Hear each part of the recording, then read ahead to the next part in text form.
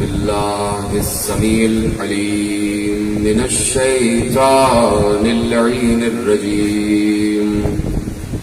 بسم الله الرحمن الرحيم.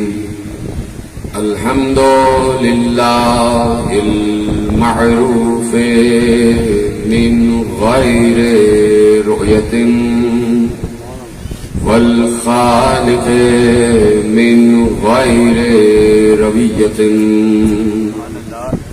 الذي لم يزل قائما دائما إذ لا سماع ذات أبراج ولا ليل داج ولا بحر ساج ولا أرض ذات مهاد ولا خلق ذو اعتماد والصلاة والسلام والتحية والإكرام على نبي الرحمة وخازن المغفرة وقائد الخير والبركة ومنقذ العباد من الهلكة سيدنا ومولانا أبي القاسم محمد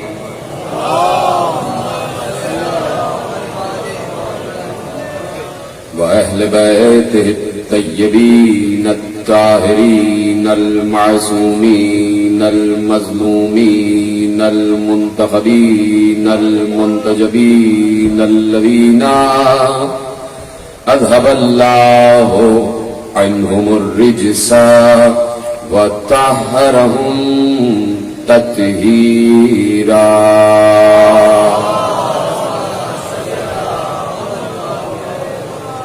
أما بعد فقد قال الله سبحانه وتعالى في محكم كتابه المجيد وفرقانه الحميد وقوله الحق. بسم الله الرحمن الرحيم. الذين ينفقون في السراء والضراء والكاظمين الغيظ والعافين عن الناس والله يحب المحسنين. صلوات پڑھے محمد وعلی محمد.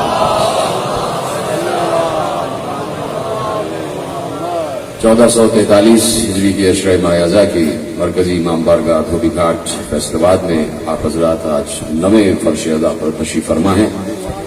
عظمت و اوصاف امام موسی کاظم صلوات اللہ وسلامہ علیہ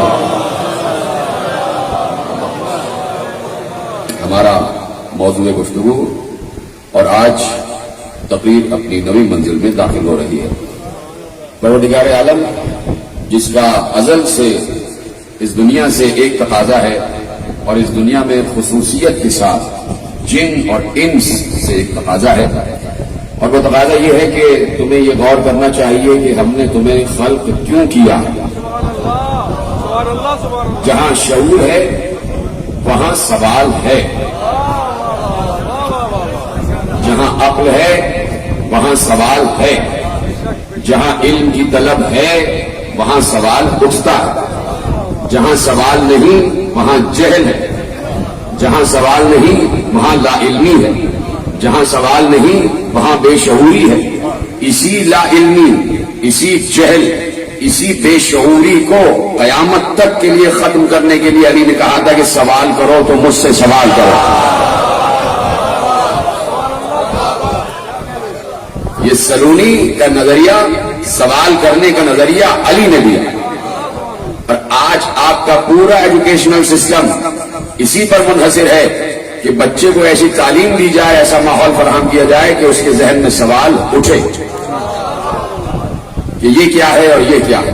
تو اس لیے سوال ضروری ہے اور سوال علم کی طلب کے لیے ضروری ہے. اس لیے اللہ نے بھی سوال کیا ہے کہ تم کم از کم یہ غور تو کرو کہ تمہیں کیوں خلق کیا گیا. تو اگر اپنے آپ سے سوال نہ کرے انسان تو گھر میں بیٹھا رہے گا. سوال کے جواب کی طلب کے لیے گھر سے نکلتا، پھر وہ سیرو فی الارض کی منزل پر آ جاتا. پھر اسے اگر ایک جگہ سے جواب نہ ملے تو دوسری جگہ جاتا، دوسری جگہ سے نہ ملے تو تیسری جگہ جاتا. اور یہ ضروری نہیں ہے کہ ہر جگہ سے ایک ہی جواب ملے. جب ایک جگہ سے گیا، دوسری جگہ گیا، تیسری جگہ گیا، ایک جگہ سے الگ جواب ملا، دوسری جگہ سے الگ جواب ملا، تیسری جگہ سے الگ جواب ملا. یہ 3 جگہ گیا تو الگ الگ جواب ملا. لیکن عجیب بات ہے کہ ایک دروازہ ایسا ہے، ایک گھر ایسا ہے جس میں 12 دروازے اور 12 کا ایک ہی جواب. ہر جگہ سے ایک ہی جواب.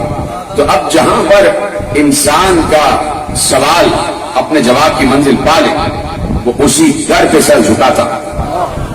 یہی وجہ ہے کہ 1400 برس سے اسی در پر بیٹھے ہیں کہ یہاں سے کوئی سوال رد ہی نہیں ہوا. ایک وہ در ہے جہاں کوئی سوال ہی نہ گیا، ایک وہ در ہے جہاں کوئی سوال ہی نہ گیا، ایک یہ گھر ہے کہ سائل کبھی خالی نہ گیا. کہ سائل کبھی خالی نہ گیا. تو جس دروازے سے انسان کی طلب کی ہر شے مل جائے تو 1400 برس نہیں 14,000 برس بیٹھنے کو تیار، اس دروازے کو چھوڑنے کو تیار نہیں. اس لیے پروردگار عالم نے ارشاد فرمایا کہ وما خلقت الجن والانس الا لیعبدون. سورہ ذاریات چپے شروع ہو گئے کہ ہم نے جن اور انس کو صرف اس لیے خلق کیا کہ وہ ہماری عبادت مانے. کل سے میں عرض کر رہا ہوں کہ آیات کا ایک ظاہر ہے اور ایک باطن ہے، ایک تفسیر ہے اور ایک تعویل ہے. تفسیر تک ہی رہ گئے تو مشکل میں پڑ جاؤ گے. اگر اس آیت پر میں آپ کو روکوں کہ وما خلقت الجن والانس الا لیعبدون، ہم نے جن اور انسانوں کو صرف اور صرف اور صرف اور صرف یہ جنہیں سلامت میں شکر گزار ہوں. مسلسل آپ کی سماعتوں کا کوئی 14واں برس مجھے یہاں حاضری دیتے ہوئے ہو گیا اور میں مسلسل آپ کی سماعتوں کا شکر گزار ہوں کہ جیسے آپ سنتے ہیں میں نے کہیں اتنا ریسپانسو مجمع دیکھا نہیں. اتنا ریسپانسنگ مجمع، یہ آپ کا شعور ہے، یہ آپ کی فکر ہے، یہ آپ کا عقیدہ ہے، اور یہ فیصلہ باد کا ایک ماحول جو بنا ہے اور کریٹ ہوا یہ اس کا فیصلہ. یہاں شیعہ سنی سب مل کے بیٹھے ہوئے اور مرکزی ممبروں سے یہی بات ہونی چاہیے کہ جہاں ایک اتحاد کا درس، ایک بین المللی پیغام، ایک بین الکائناتی پیغام جا. اس لیے کہ حسین کسی ایک خطے کے نہیں ہیں، حسین عالمین کے حسین. تو جیسے آپ سنتے ہیں خدا آپ کے عقل و علم میں اور معرفت میں اضافہ فرمائے. تو گفتگو یہی ہے کہ اللہ کہہ رہا ہے کہ ہم نے تمہیں صرف اور صرف عبادت کے لیے خلق کیا. آیت ہے اور بچپن سے آیت پڑھ رہے ہیں. تو میں نے اس لیے جملہ عرض کیا کہ اگر صرف تفسیر پر رک گئے تو پریشانی میں پڑ جاؤ گے. اگر صرف تفسیر پر رکے کہ ہم نے تمہیں صرف اور صرف عبادت کے لیے خلق کیا ہے تو تمہارا کام صرف اور صرف یہ ہونا تھا کہ جس دن سے دنیا میں آئے اور جب تک رہے سوائے سجدے کے کچھ اور نہ کرو. سلامت رہا. اگر صرف تفسیر تک رک گئے تو تمہارا کام صرف یہ ہوگا کہ مسجدوں میں رہو، اعتکاف میں بیٹھے رہو، اس کے علاوہ کچھ نہ کرو. اگر صرف تفسیر تک رکے. لیکن اگر لفظ عبادت کی تعبیر تک پہنچے یہ طرح سلامت رہے تو پھر بہت سے مسائل حل ہو جائیں گے. اس لیے قرآن نے کہا تھا کہ قرآن میں تفسیر بھی ہے اور تعبیر بھی ہے. پروردگار عالم نے ارشاد فرما دیا کہ هو الذی انزل علیک الکتاب منہ آیات محکمات ہن ام الکتاب واخر متشابہات فاما الذین فی قلوبہم زیغ فیتبعون ما تشابہ منہ ابتغاء الفتنہ. کہا کہ ہم نے اس قرآن میں 2 قسم کی آیتیں رکھی ہیں، ایک محکم اور ایک متشابہ. محکم کی تفسیر ہوتی ہے، متشابہ کی تعبیر ہوتی ہے. اور اب اللہ نے کہا وما یعلم تاویلہ الا اللہ فی العلم، متشابہات کی تعویل یا تو اللہ جانتا ہے یا وہ جانتے ہیں جنہیں اللہ نے پڑھایا ہے. ورنہ سکونا فی العلم تو اب تعویل ہے. تو اب اس آیت کی اور اس آیت کے اس لفظ کے لیے تو معصوم تک ایک سائل پہنچا. میرے اور آپ کے چھٹے امام جعفر صادق علیہ السلام صرف اور صرف عبادت کے لیے خلق کیا ہے. کہاں قرآن کی آیت ہے؟ کیا پوچھنا ہے؟ جی طرح سلامت نے آخری آدمی تک. یہاں عبادت سے کیا مراد ہے؟ اب یہاں پر لفظ عبادت کی تعویل ہوگی. وہ پوچھنے والا کہیں فیصلہ آباد سے نہیں گیا تھا کہ وہ پنجابی بول رہا ہو، یا کہیں کراچی سے نہیں گیا تھا کہ وہ اردو بول رہا ہو، یا کسی اور وطن سے نہیں گیا تھا کہ انگریزی یا سواحلی یا سریانی بول رہا تھا. وہ عرب میں ہی رہنے والا تھا، عرب کا ہی پلا بڑھا تھا. اس کی مادری زبان بھی عربی تھی اور نسلاً عرب تھا. عربی زبان کے ایک ایک لفظ سے واقف تھا. اس کے باوجود فرزند رسول سے آگے عربی زبان کے ایک لفظ کی تفسیر پوچھ رہا. اس کا کیا مطلب ہے؟ اس کا مطلب یہ ہے بات روکتا ہوں. پیغمبر جب مسجد نبوی پر تشریف فرما ہوئے اور وہ جو آیت تفسیر آ گئی اور مباحلہ جیت کر آ گئے تو پیغمبر نے کہا جب ہم چادر میں تھے تو ہم پر آیت تفسیر اتری اور وہ آیت تفسیر پیغمبر نے تلاوت کی. انما یرید اللہ لیذھب عنکم الرجس اہل البیت ویطہرکم تطہیرا. پیغمبر نے جیسے ہی آیت تفسیر تلاوت کی، یہ آیت تفسیر عربی میں ہے نا، تو اب ایسے میں بیچ میں سے ایک جلیل القدر صحابی کھڑے ہوئے جن کی زبان ہی عربی، جن کا اوڑھنا بچھونا ہی عربی، جن کا چلنا پھرنا ہی عربی، جن کی مادری زبان عربی، جنہوں نے پرورش ہی عرب میں پائی، جو نسلاً عرب، بولنے والے عرب. وہ بیچ میں کھڑے ہو کے پوچھتے یا رسول اللہ ابھی آپ نے آیت پڑھی کہ الرجس، یہ الرجس سے کیا مراد؟ یہ طرح سلامت رہے. یعنی ان صحابی نے کھڑے ہو کے اور عربی زبان کے ایک لفظ کا ترجمہ پوچھ کر بتا دیا کہ جو ظاہر ہوتا ہے باطن میں کچھ اور ہوتا ہے، اور باطن کے لیے اپنے آپ سے نہیں، جس کے باطن پر قرآن نازل ہوا ہے اس سے پوچھا جاتا ہے. کھڑے ہو پوچھا یا رسول اللہ الرجس سے کیا مراد ہے؟ میں نے کہا نا یہی سے جلیل القدر صحابی نے بتایا کہ ظاہر اور ہے، باطن اور ہے، تفسیر اور ہے، تعبیر اور ہے. تو کہا الرجس سے کیا مراد ہے؟ تو آپ پیغمبر نے کہا الرجس ہوا شک، شک کرنا نجاست ہے. پیغمبر نے پیغام دے دیا کہ جہاں شک ہوگا وہاں ہم نہیں ہوں گے، جہاں ہم ہوں گے وہاں شک نہیں ہوگا. تو جب تک شک دور نہیں ہوگا کوئی حر بن نہیں سکتا. اسی طرح فضل رسول سے پوچھا گیا کہ مولا یہ ارشاد فرمائیے کہ یہاں پر لیعبدون سے کیا مراد، عبادت سے کیا مراد؟ تو اب معصوم نے وہی تفسیر کہ جو انہیں ملی ہے وراثت رسول اللہ سے اس کو آگے بڑھایا. توجہ ہے، کہا لیعبدون سے مراد ہے لیعرفون. اللہ کہہ رہا ہے ہم نے تمہیں اس لیے خلق کیا ہے تاکہ تم معرفت حاصل کرو. یہ چلے جس نے جملہ محفوظ کیا. اب روایت آگے بولو، یہاں تک کے لیے میں نے زحمت دی ہے اور تیزی سے گفتگو آگے بڑھے گی. بیچ میں سے 5 منٹ کا میں وقفہ لینا چاہوں گا، لیکن چاہتا ہوں کہ یہ پل بن جائے میری تقریر کے اگلے جملوں تک. کہا لیعبدون سے مراد ہے لیعرفون، ہم نے تمہیں معرفت کے لیے خلق کیا. اب معاملہ سمجھ میں آیا کہ معرفت یہ عمل ایسا ہے جو ہر وقت کا ہے. اس کے لیے ضروری نہیں ہے کہ مسجد سے آواز آئے کہ حی علی المعرفہ. ایسی جملے محفوظ کرتے خدا کا شکر ہے. یہ اس کے لیے اذان کی ضرورت نہیں ہے کہ حی علی المعرفہ، آؤ معرفت کی طرف. معرفت کا کوئی ایک وقت نہیں ہے. چلتے ہوئے معرفت، پھرتے ہوئے معرفت، اٹھتے ہوئے معرفت، بیٹھتے ہوئے معرفت، کھاتے ہوئے معرفت، پیتے ہوئے معرفت. چل رہے ہو تو اپنے قدموں کو دیکھو میرے قدم کس نے بنائے ہیں. کھا رہے ہو تو کھانے کو دیکھو یہ غذا کس نے بھیجی ہے. پی رہے ہو تو پانی کو دیکھو یہ پانی مایا کس نے بنایا ہے. اپنے وجود کو دیکھو، پوری کائنات کو دیکھو، کائنات کے ایک ایک انسان کو دیکھو، ایک ایک مخلوق کو دیکھو، ایک ایک کیڑے مکوڑے کو دیکھو، سب کو دیکھو اور مسلسل چلتے پھرتے معرفت کا عمل جاری و ساری ہے. کہ یہ ہے تمہاری زندگی کا مقصد کہ معرفت حاصل کرو. چلتے پھرتے اٹھتے بیٹھتے کھاتے پیتے سوتے جاگتے کروٹ معرفت حاصل کرتے چلے جاؤ اور پہچانو کہ ہم کون ہیں. توجہ فرمائی آپ نے. معرفت اہم ہے یا نہیں؟ کہا میرے ساتھ میں معرفت اہم ہے یا نہیں؟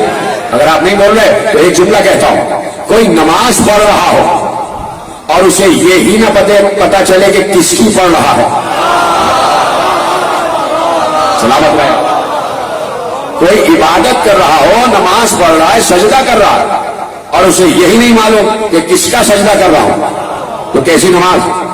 اس کو کہتے ہیں معرفت، کہ جس کے سامنے سجدے میں جھک رہا ہے اسے پہچانتا بھی ہے، جس کا کھانا دیا ہوا کھا رہا ہے اسے پہچانتا بھی ہے، جس کا دیا ہوا پانی پی رہا ہے اسے پہچانتا بھی ہے۔ اب سمجھے معرفت کتنی اہم ہے کہ بغیر پہچانے سجدہ بھی ناقابل قبول، تو معرفت ضروری۔ معرفت کس کی ضروری؟ اسے پہچانے۔ ساری عبادتیں ایک طرف، معرفت ایک طرف۔ ساتویں امام موسیٰ کاظم علیہ السلام کا دور ہے، اور اس دور میں سننے کے لیے تیار ہے؟ اس دور میں ایک عظیم بزرگ، نام ان کا حسن بن عبداللہ، 80 برس کی عمر، متقی، پرہیزگار، نمازی، روزے دار، حج گزار، جہاد کرنے والے، زکات دینے والے، حقوق اللہ ادا کرنے والے، حقوق العباد ادا کرنے والے، لوگوں کو بات بات پر ٹوک دینے والے، بادشاہ کے دربار میں بھی اگر کوئی بات غلط ہو رہی ہو تو سرے دربار بادشاہ تک کو ٹوک دینے والے، بادشاہ بھی ان کا احترام کرتا ہے کہ یہ دینی آدمی ہے، یہ ایمانی آدمی ہے، یہ یقینی آدمی ہے، یہ عقیدے والے آدمی ہیں، یہ نمازی ہیں، یہ پرہیزگار ہیں، یہ روزے دار ہیں، یہ حج گزار ہیں، یہ زکات دینے والے ہیں، یہ جہاد کرنے والے ہیں، یہ امر بالمعروف والے ہیں، یہ نہی عن المنکر والے ہیں، یہ حقوق اللہ والے ہیں، یہ حقوق العباد والے ہیں۔ اتنے عظیم بزرگ، ان کا شہرہ ہو گیا۔ ایک مقام ایسا آیا کہ مسجد نبوی میں آئے اور وہیں پر رسول کا 7واں بیٹا موسیٰ بن جعفر کی تشریف فرما تھا، نماز پڑھ کے آئے، سلام کیا تو امام نے کہا حسن بن عبداللہ تمہارے بارے میں ہم سنتے رہتے ہیں کہ تم نمازی بھی ہو، پرہیزگار بھی ہو، متقی بھی ہو، حقوق اللہ، حقوق العباد، ساری عبادتیں تمہارے پاس ہیں، اور تم بڑے دربار میں بادشاہ کو ٹوک بھی دیتے ہو، لیکن اے حسن ابن عبداللہ یہ سب کچھ تو تمہارے پاس ہے لیکن معرفت نہیں ہے۔ سلامت رہے آخری آدمی تک کہ یہ سب کچھ تو ہے تمہارے پاس لیکن معرفت نہیں ہے۔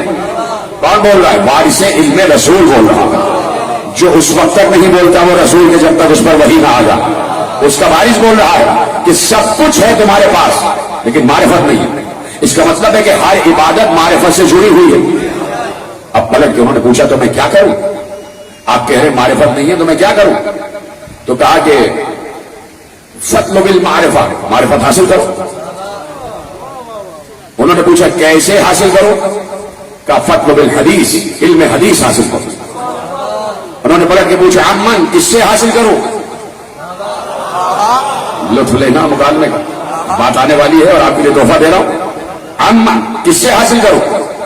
مولا رکے اور رک کر کہا ان فقہاء اہل المدینہ، جاؤ مدینے کے فقیہوں سے حاصل کر لو۔ ایسا ہی ہے تو جاؤ مدینے کے فقیہوں سے حاصل کر لو، فقہ پڑھانے والوں سے حاصل کر لو، علم حدیث دینے والے متعلمین اور معلمین سے حاصل کر لو۔ انہوں نے کہا ٹھیک ہے، چلے گئے۔ 2 سال علم حدیث حاصل کیا، علم فقہ حاصل کیا، علم شریعت حاصل کیا۔ 2 سال پوری فقہ پڑھی، پورا علم حدیث پڑھا، پورا علم شریعت پڑھا، پورا ارکان اسلامی کا علم پڑھا۔ 2 سال کے بعد امام سے دوبارہ ملاقات ہوئی، کہا کہ میں نے علم حدیث سارا جو آپ نے کہا تھا سب حاصل کر لیا، پورا مدرسہ کھول کے پی لیا۔ کہا کیا پڑھا سناؤ؟ پورا جو کچھ ان کے پاس علم تھا، جو انہوں نے ادھر ادھر سے سارا حاصل کیا تھا، علم حدیث، علم فقہ، علم شریعت، علم ارکان اسلامی، تفسیر، تعبیر، جو کچھ حاصل کیا تھا وہ سب میرے مولا کو بیان کیا، دائیں بائیں آگے پیچھے جتنے بھی حضرات بیٹھے سنیں جملہ، سب کا سب مولا کو بیان کیا۔ جب سب بیان کر چکے تو اب دیکھ رہے تھے کہ نتیجہ کیا نکلتا ہے۔ مولا نے کہا سب کا سب غلط،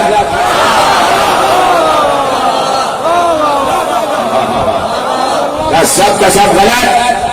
کہا کیوں؟ کہا اس لیے کہ اب بھی معرفت نہیں ہے۔ کہ جاؤ فعرف المعرفہ، اب جاؤ معرفت کی معرفت حاصل کرو۔ میرے مولا موسیٰ بن جعفر کہہ رہے جاؤ معرفت کی معرفت حاصل کرو، اور یہ کہہ کے مولا چلے گئے۔ اب خود حسن بن عبداللہ کہتے ہیں کہ مجھے اپنے ایمان کی فکر ہوئی کہ میں ایمان کی کس منزل پر ہوں، میرا عقیدہ کہاں پر، میں جو عمل کر رہا ہوں وہ قبول بھی ہے یا نہیں۔ مجھے یہ فکر لاحق ہو گئی کہ سارے کا سارا علم غلط کہہ کے چلے گئے اور کہا معرفت حاصل کرو. کہنے لگے اب میں تلاش میں رہا کہ دوبارہ ملاقات ہو جائے. چند دنوں بعد دوبارہ ملاقات ہوئی. میں نے سلام کیا اور سلام کر کے آگے بڑھا. میں نے کہا جو علم کا فدا میں آپ کا فدا ہو جاؤں. انی احتج الیک بین یدی اللہ, میں اللہ سے آپ کی شکایت کروں گا. فدلنی علی المعرفہ, اب آپ مجھے بتائیے کہ معرفت ہے کیا. سننے کے لیے تیار ہیں صاحب؟ جو بول رہا ہے ہاتھ ضرور اٹھائے جب میں جملہ دینے جا رہا ہوں. وہ سب نے جعفر کا جملہ ہے, اور جب جملہ آ جائے تو بتانا ضرور. جیسے ہی کہا کہ فدلنی علی المعرفہ, اب آپ بتائیے کہ معرفت کیا ہے. روایت نے کہا کہ فوراً میرے مولا موسی کاظم نے علی علی کرنا شروع کر دیا.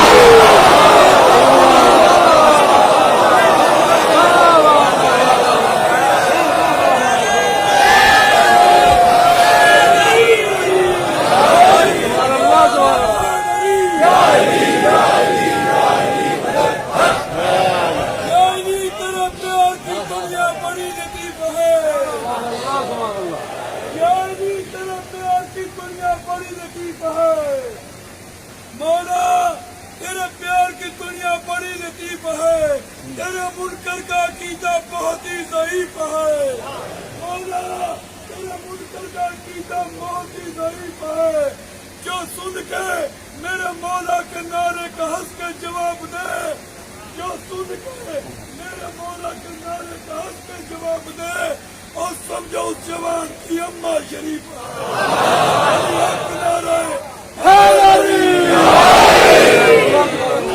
جو فرما رہے ہیں پہنچ گئی جماعت. جب گھر کا وارث علم بتا دے تب اس سے ہٹ کے کوئی بات نہیں.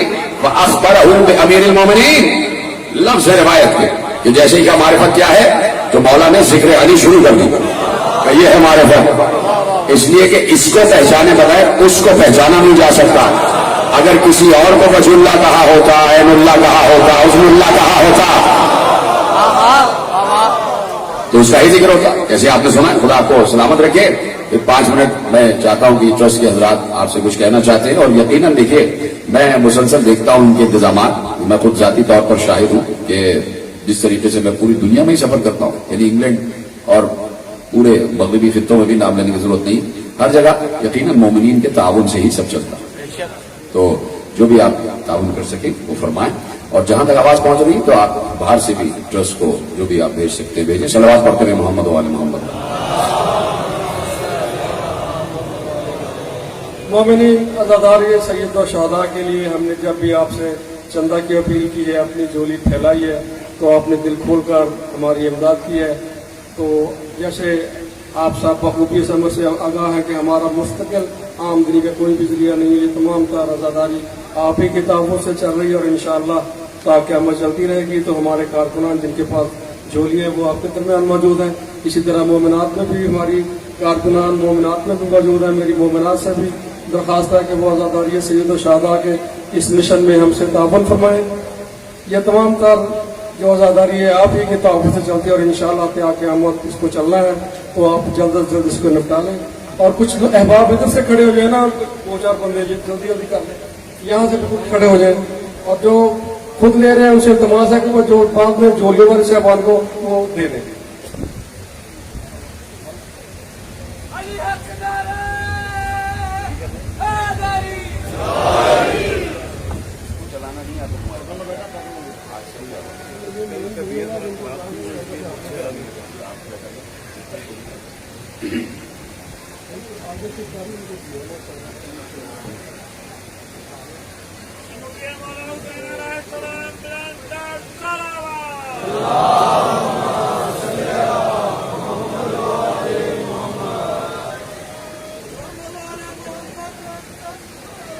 اللہم صلی علی محمد وآل محمد. اللہم صلی علی محمد وآل محمد. اللہم صلی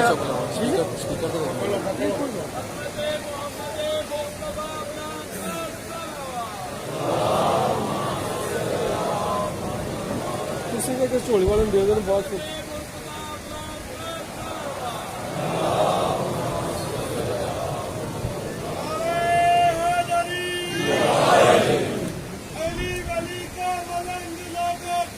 समंदर से कम नहीं है। गली गली का बुलंद नादा किसी समंदर से कम नहीं है कि इसके कश्मीर की सदावत किसी सती से भी कम नहीं है। हजार करोड़ बशर नजर फरिश्ते हमें सलामी क्यों हमारे सीने पे दागे मातर निशाने आदत से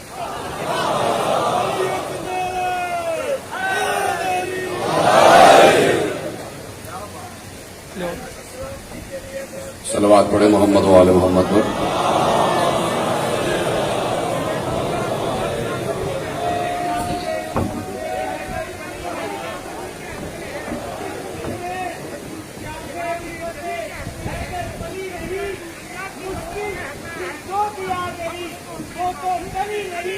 और हमने शऊर-ए-ज़ात से सीखा है बस यही, हमने शऊर-ए-ज़ात से सीखा है बस यही, उस जिंदगी पे लानत हो जिसमें अली नहीं। सलामत नहीं मिल के बाबा से बुलंद रूप पढ़े मोहम्मद वाले मोहम्मद।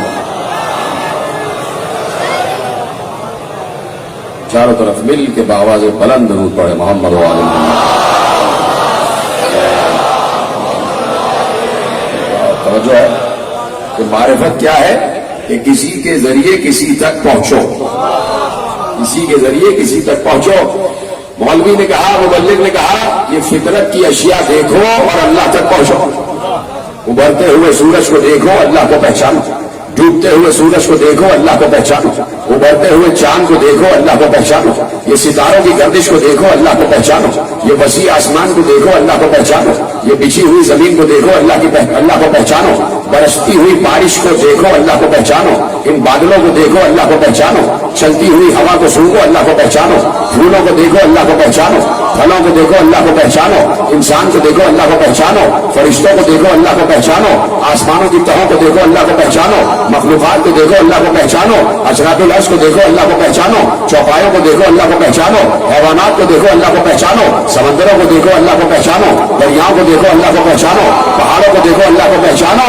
तो और हम ये कह रहे हैं कि तुम ये कह रहे हो कि फितरत को देखो, अल्लाह को पहचानो। हम उन बंदों को पहचानवा रहे हैं कि वो जब से अल्लाह को पहचान रहे थे कि न जब चांद था, न सूरज था, न जमीन थी, न आसमान था।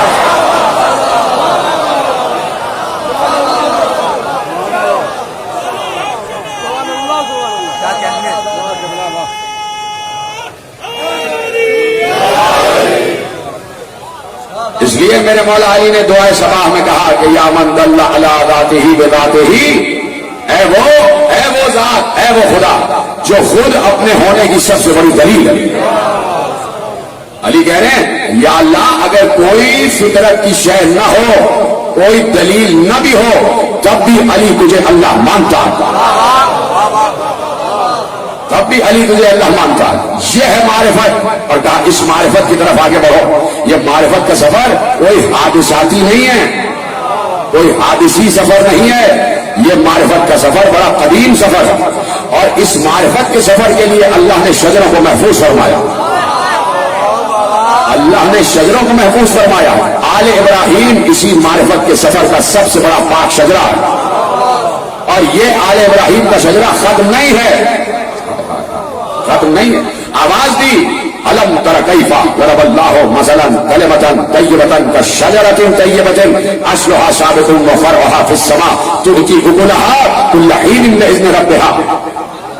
कहा कि समझना चाहते हो, देखिए मारिफत, मारिफत और दलील दे रहा हूं कि मारिफत जरूरी है। अल्लाह कहता है समझना चाहते हो कि हमारा पाक कलेमा क्या है। जीते रहे, सलामत रहे, मेरे साथ साथ आ जाए।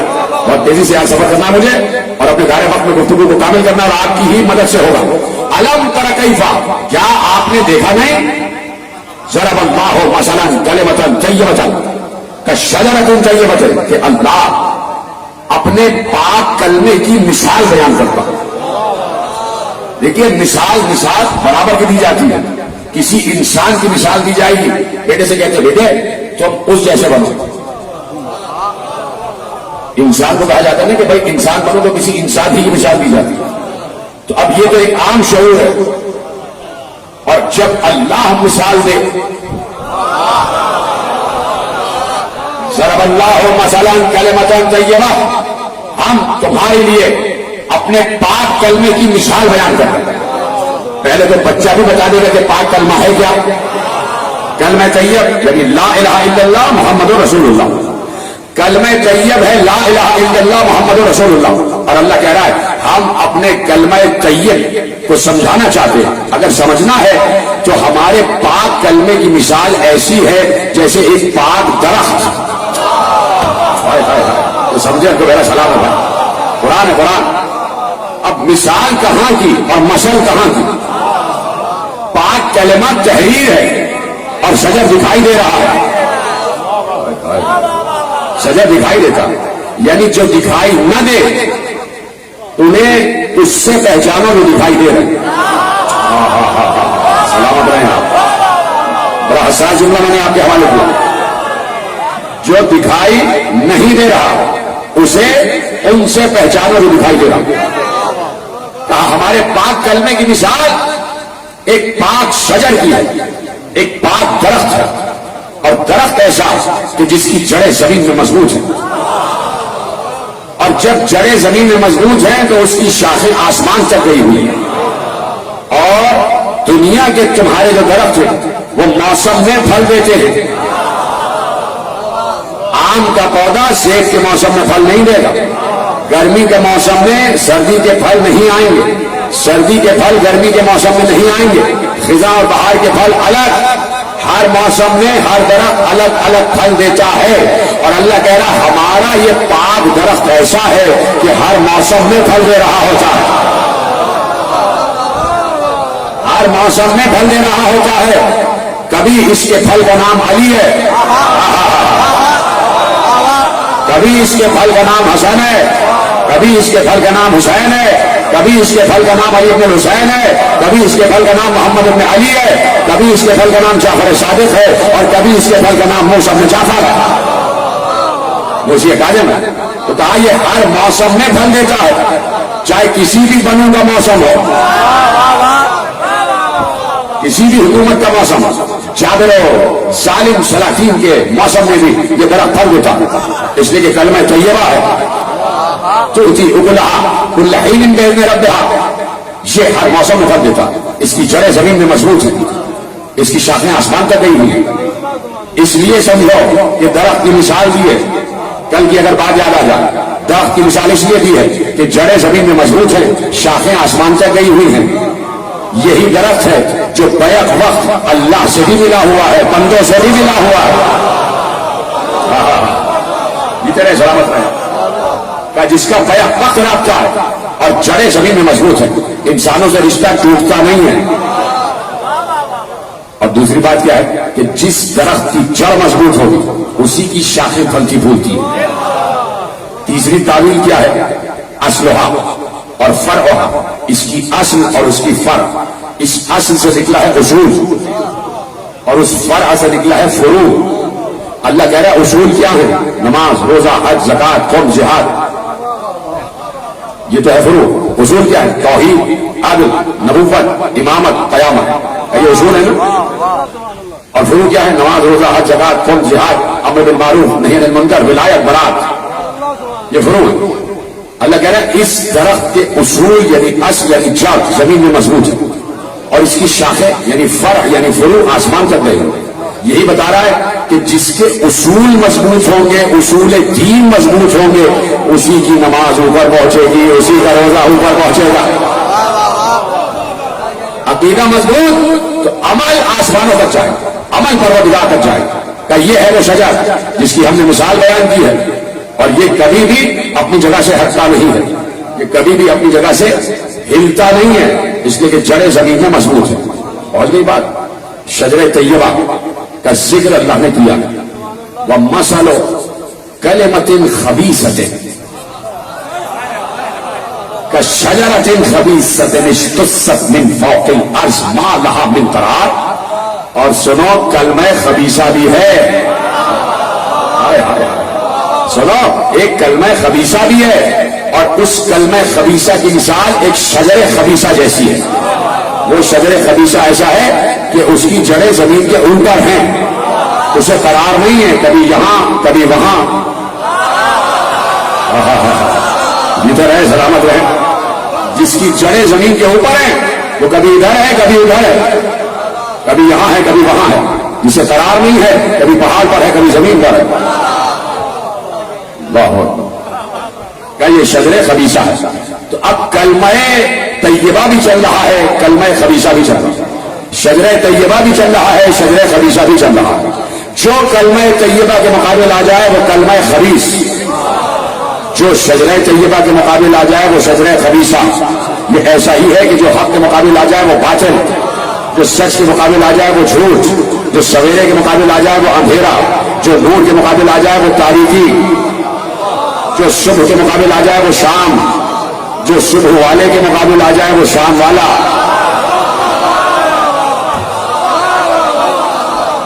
شجر طیبہ بھی ہے، شجر خبیثہ بھی ہے۔ توجہ فرمائی، پہنچ گیا جملہ، بات آگے بڑھاؤں۔ میرا مولا موسی کاظم علیہ السلام بلایا گیا بشر ادب کے، لاؤ دربار میں لاؤ۔ امام اپنی سواری پر آئے، دروازے پر رکے، سواری سے اترے، غلاموں نے بڑے احترام کے ساتھ دربار میں لے کے گئے۔ اسی وقت دروازے پر ایک نقیع ایک انصاری شخص کھڑا ہوا تھا۔ وہ بہت دیر سے دربار میں جانے کی اجازت مانگ رہا تھا، اجازت نہیں ملی۔ جیسے ہی دیکھا یہ جوان اپنی سواری سے اترا اور اسے بشر ادب دربار میں لے گئے۔ اس نے پلٹ کے پوچھا یہ کون ہے؟ یہ پوچھنا غضب ہو جاتا ہے بہت سے لوگوں کے لیے، جو پہچانتے ہوئے نہ پہچانے، جو معرفت رکھتے ہوئے معرفت نہ رکھے۔ کہ یہ کون ہے؟ کہا یہ عالم آل محمد ابو ابراہیم حضرت موسیٰ بن جعفر علیہ السلام۔ کہا کیوں جا رہے ہیں؟ تو بادشاہ نے بلایا۔ کہا عجیب بات ہے، بادشاہ ان لوگوں سے مل لیتے ہیں جن سے ان کی حکومت کو خطرہ، ابھی ان کو باہر آنے دو۔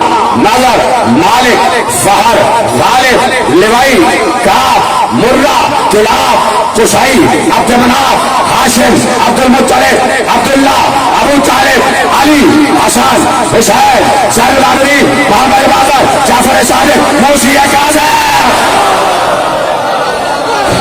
مومنین آخری آدمی تک دونوں ہاتھ اٹھا کے من کنتا مولا، جبریل کا مولا، بوزر کا مولا، گبر کا مولا، دمشق کلندر، دمشق کلندر، دمشق کلندر، نعرہ حیدری۔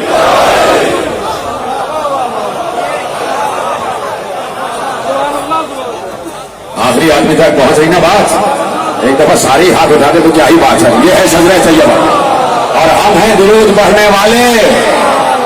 ایک جملہ کہنے جا رہا ہوں، پہلے کہوں گا اور جو کہوں وہ کرنا۔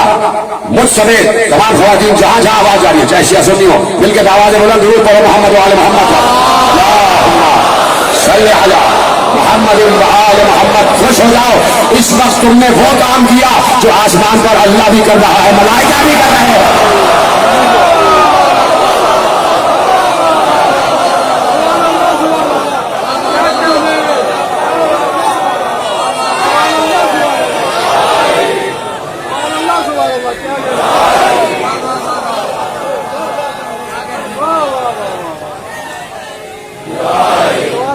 درود پڑھ رہا ہے اللہ، اور صاحبان ایمان ہی سے جو کہہ رہا ہے کہ تم پڑھو، یعنی اسے ایمانی درود پسند ہے۔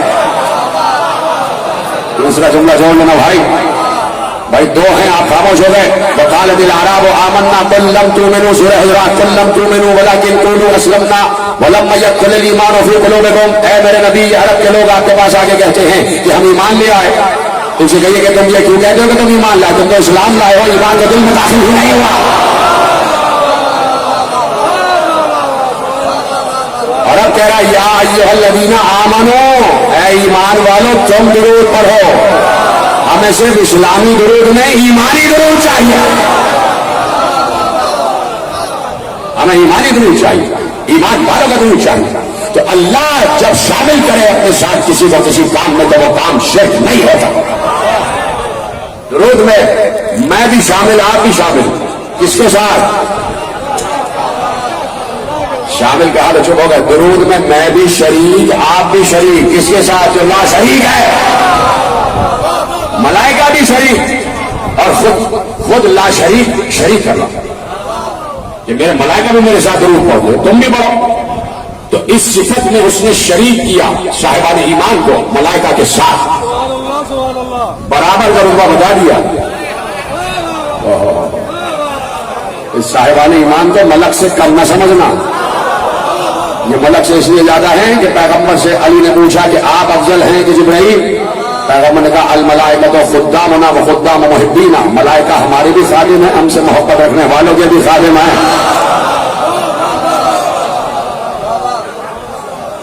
یہ ہے وہ شجرہ طیبہ، یہ ہے وہ کلمہ طیبہ کہ جس کی خود حفاظت اللہ نے کی ہے ازل سے ابد تک.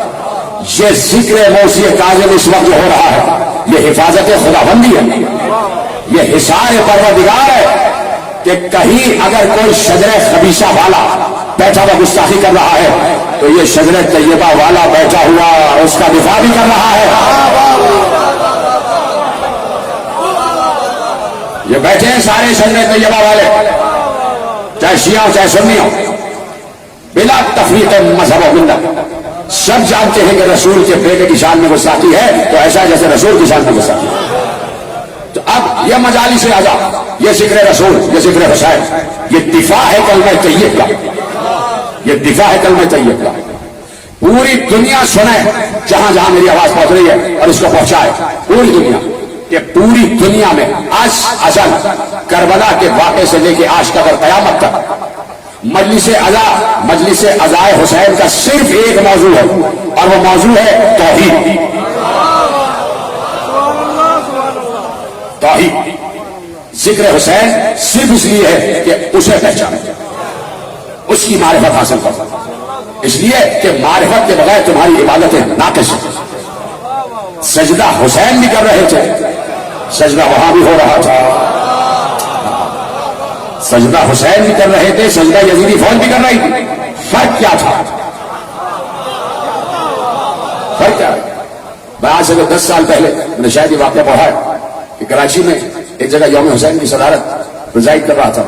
مجھ سے پہلے ایک عالم اہل سنت سے علامہ فیصل عزیز بندگی ان کا نام، مجھ سے پہلے انہوں نے تقریر کی اور انہوں نے یہی جملہ کہا کہ نمازیں یہاں بھی پڑھی جا رہی تھی، نمازیں یزیدی لشکر بھی پڑھی جا رہی تھی. اس لیے میں اہل سنت کی قدر کرتا ہوں، انہیں اپنا بھائی کہتے ہیں، یہ عقیدہ ہے. انہوں نے کہا عالم اہل سنت نے کہ نمازیں یزیدی لشکر میں بھی تھی، نمازیں حسینی لشکر میں بھی تھی. تو انہوں نے کہا فرق کیا تھا دونوں نمازوں کا؟ یہ فکر دیکھیے آپ علماء اہل سنت سلام ہمارا. انہوں نے کہا فرق کیا تھا دونوں نمازوں کا؟ کا فرق یہ تھا کہ یزید کی نماز میں حسین نہیں تھا.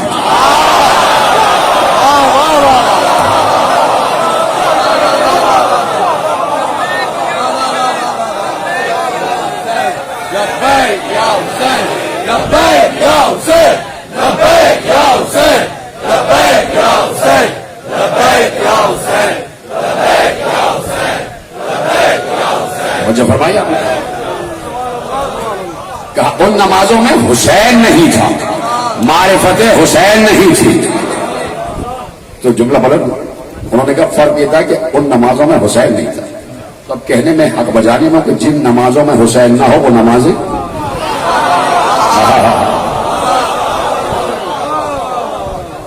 تو میری باری آئی تو میں نے کہا مولانا نے بڑا اچھا جملہ کہا کہ جن نمازوں میں حسین نہ ہو وہ یزیدی نماز ہو جاتی ہے.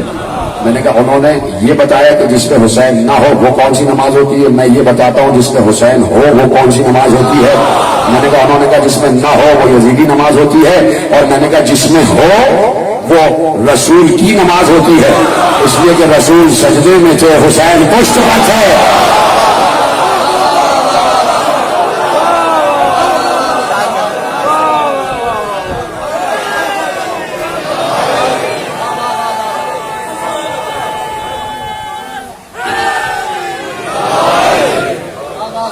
سلامت رہے آپ. جیسے آپ نے سنا تو مجالس کا صرف ایک موضوع ہے لا الہ الا اللہ محمد رسول اللہ، کلمہ طیبہ. اور کلمہ طیبہ کی حفاظت کی ہے شجرہ طیبہ نے. اس شجر کو رکھا ہی اس لیے کہ جہاں پر بھی کلمہ طیبہ پہ حرف آ جائے کوئی نہ کوئی اس شجر سے تعلق رکھنے والا کھڑا ہوگا دفاع کے بعد. کہہ دیا حسین نے اپنے بچوں سے کہا، اپنے اہل حرم سے کہا کلمہ طیبہ پر حرف آ، کلمے کے معنی بدلے جا رہے ہیں. اور معنی بدلے گئے. ایسا نہیں ہے کہ حسین نے ایسی بات کہی تھی. جب اہل حرم اسیر ہو کے دربار شام میں پہنچے تو وہاں اعلان کیا, سب نے بالاتفاق لکھا ہے, شیعہ سنی ہر روایت میں لکھا ہے کہ پھر یزید نے اعلان کیا کہ نہ کوئی وحی آئی, نہ کوئی ملک آیا, نہ کوئی آیت اتری, نہ کوئی دین آیا. یہ بنو ہاشم نے ملک و مال حاصل کرنے کے لیے ڈھول رچایا تھا. دیکھا آپ نے کہ کس طرح حسین نکلے تھے اور اس فکر کا اعادہ دربار شام میں ہوا. دربار شام میں ہوا تو حسین نے کہا کلمہ طیبہ خطرے میں ہے. سلطنت خداوندی اور اختیار خداوندی کو چیلنج کیا جا رہا. لوگ مطلق العنان بننے کی کوشش کر رہے ہیں اور دست خدا سے بیعت طلب کی جا رہی ہے. تم سب کیا کہتے ہو؟ عباس نے کہا میں حاضر. کون محمد کہہ رہے ہم حاضر. جناب قاسم کہہ رہے میں حاضر. ایک مرتبہ برابر میں کھڑے ہوئے علی اکبر نے کہا بابا مجھے تو مانگا ہی اس لیے ہے کہ شباہت رسول کو لے کے کربلا میں آ جائے, تاکہ فوج یزید کو معلوم ہو کہ جہاں شبیہ رسول ہے وہیں سیرت رسول ہے, وہیں پر پیغام رسول ہے, وہیں پر دین رسول ہے. اس لیے صبح عاشور کی ابتدا اذان علی اکبر سے کروائی. علی اکبر تم اذان دو. علی اکبر نے صوت رسول میں اذان دی, وہی آواز رسول کی, چہرہ بھی بالکل رسول سے مشابہ. جب مدینے میں تھے تو چھوٹے سے تھے جناب علی اکبر, سلام ہو میرا شہزادے پر, چھوٹے سے تھے. کبھی کسی نے آگے کہا, امام حسین کے پاس کوئی شخص آ گیا, اس نے کہا میں ایک تعبیر پوچھنا چاہتا ہوں, میں نے خواب دیکھا. کیا خواب دیکھا؟ کہا رات میں نے رسول اللہ کو خواب میں دیکھا. امام حسین نے کہا اچھا ابھی معلوم ہو جاتے کہ تو نے یہ خواب دیکھا بھی ہے یا نہیں. اشارہ کیا, غلام اشارے کو سمجھا, ننھے سے علی اکبر کو لے کے آ, 2 یا 3 برس کا سے, ننھے سے علی اکبر. جیسے ہی امام حسین نے علی اکبر کو اپنی گود میں لیا وہ شخص کھڑا ہو گیا. اس نے کہا خدا کی قسم یہی شکل خواب میں دیکھی تھی. امام حسین نے کہا تو سچ کہہ رہا ہے کہ تو نے خواب دیکھا تھا. میرا یہ بیٹا شبیہ رسول ہے, شمائل میں, ہمائل میں, گفتار میں, کردار میں, رفتار میں مکمل شبیہ ہے میرے نانا کی. میں جیسے نانا سے محبت کرتا تھا ویسے علی اکبر سے محبت کرتا ہوں. راتوں کو جاگ جاگ کے علی اکبر کے سرانے آ کے کھڑے ہو جاتے. بیمار ہو گئے علی اکبر, بی بی ام لیلہ سلام, وہ شہزادی ام لیلہ سلام اللہ علیہا پر ہمارا, سرانے بیٹھی ہوئی ہیں, ٹھنڈے پانی کی پٹیاں بیٹے کے ماتھے پہ رکھ رہی, علی اکبر کے ماتھے پہ رکھ رہی. ایسے میں آنکھ لگ گئی, بی بی ماتھے پہ پٹی رکھی ہے مان, اور آنکھ لگ گئی. ایک دم چونک کے جاگی اور جاگ کے فوراً باہر آئی.